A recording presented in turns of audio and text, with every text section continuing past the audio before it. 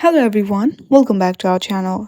In this video, I will guide you through how to turn your iPhone off or on.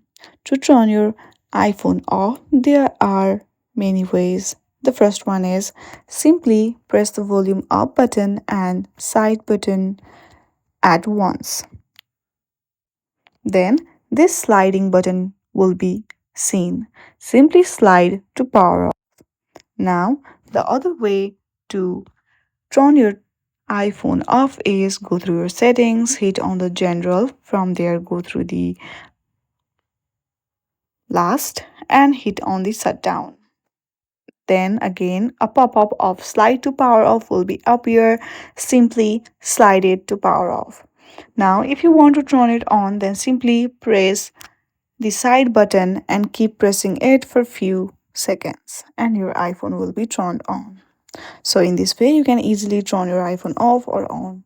I hope you like this video. If you like this video, then please do not forget to like and subscribe to our channel. Thank you for watching.